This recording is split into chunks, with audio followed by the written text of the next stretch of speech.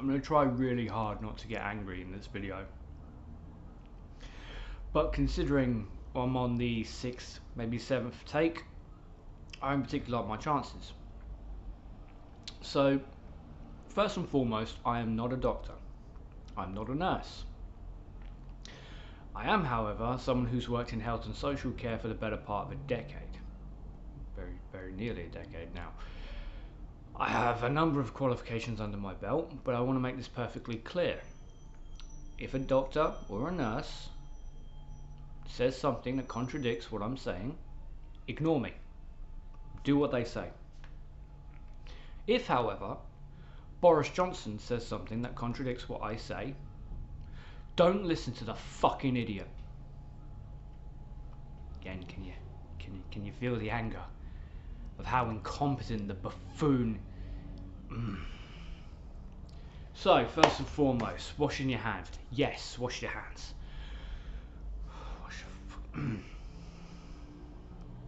Sorry, this is something that has really fucking pissed me off. You should be washing your hands anyway. There are a myriad of harmful diseases, bacteria and everything else that are on your hands, that are on your face and everywhere else. I'm not trying to freak out germaphobes because for the most part there's nothing inherently dangerous for the majority of people. But if you come into contact with someone who has a compromised immune system, that's when it has an extremely negative effect. Chemotherapy patients, for example. So you should be washing your hands anyway. There's no excuse, whether it's a pandemic or not, wash your goddamn hands. Secondly,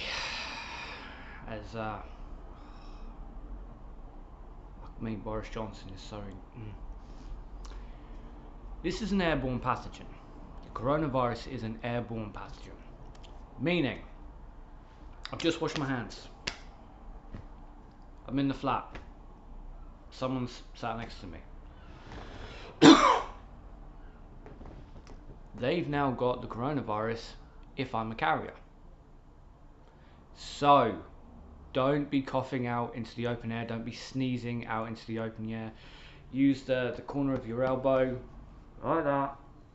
Or if you've got a handkerchief or something like that, cough and sneeze into something. Not your hand.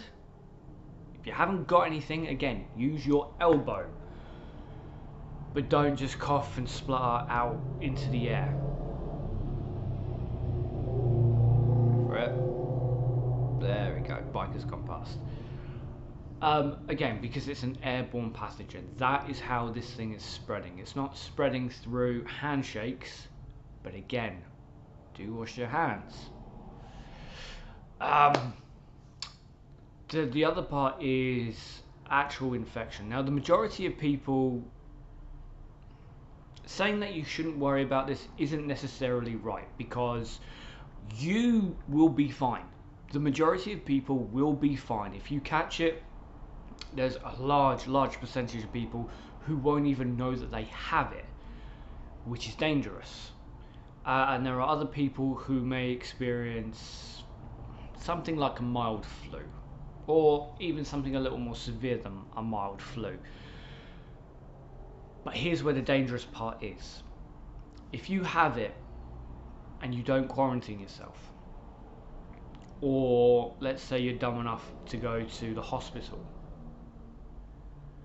you've just potentially infected every person you've come into contact with, especially if you go to a hospital where it is largely packed with people who have compromised immune systems.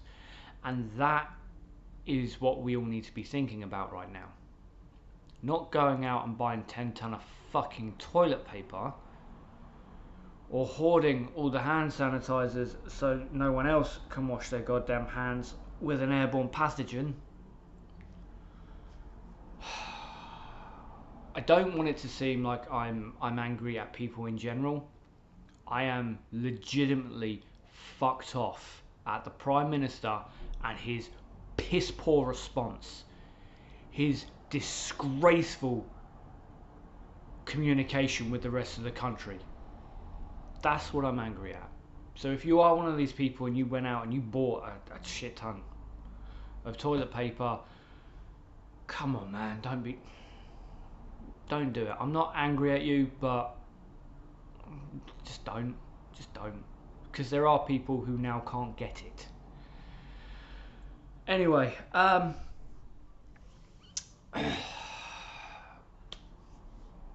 quarantining yourself, again, from a competent government would make sure that people aren't negatively hit by this, but that's not likely to happen because, quite honestly, what has Boris ever done in his entire career that makes you think he cares about anyone other than himself? So I understand the need of still having to go to work. I mean, hell, I'm in a situation working in a care home. My company has said, okay, if I feel like I'm coming down with the virus, but I'm not, well, I can still quarantine myself for the 2 weeks. But if I don't have it, if I don't test positive, I am not getting paid for those 2 weeks. Whereas if I have it, and I think, it's not confirmed yet, and I do still need to earn a paycheck, and I go into work, I have now just given everyone, every colleague, and everyone I'm there to look after, the virus. In which case, their care home goes into quarantine, and regardless if I get hit heavy by the flu or not, I am there for 2 solid weeks to look after the people who are there, who may also get it. Imagine how difficult that is. Looking after 7 potentially incredibly violent individuals who want to go out, who want to do these things, and they can't. And then throw in how ill I would be. So I understand people who would go out, but again, it's thrown into such a difficult position because you shouldn't be doing it. A competent government would make sure that no one actually loses a penny over this, but that's not what we have. We also have to take into consideration if you do get it and you're not going to work, you're lucky enough to work from home or something of that nature, you might not see someone who has a compromised immune system, but you might come into contact with someone who does look after someone with a compromised immune system. Again, imagine if you just meet someone on the street and they're looking after a relative who's going through chemotherapy. That third person you've never met, because the person you've met is a very, very real target. So look, take reasonable measures. Think about what you do for day-to-day life. Don't chance things. Don't go to your doctors. Don't go to the hospital, because again, you are jeopardizing everyone there. Absolutely contact your GP. Contact emergency responses, 111 or something of that nature. Absolutely do that if you think you have the virus. But if you think you have it, quarantine yourself. Do not go into public areas, because you will be spreading this virus. And while maybe you'll have mild flu, maybe you'll be absolutely fine, maybe it'll just be a chesty cough, you have no control over the people that you are coming into contact with.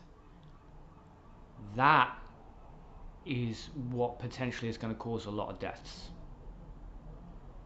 Fortunately, the fucking moron who lives in number 10 can't seem to convey that, even after he's taken his sweet fucking time actually talking to people. So again, anything else, you can message me on Twitter, BamGibson30. I do my best to respond to comments down below. Again, I'm not a doctor, I'm not a nurse, but I have worked in health and social care for the better part of a decade. I do know my shit. And yeah, try to stay safe.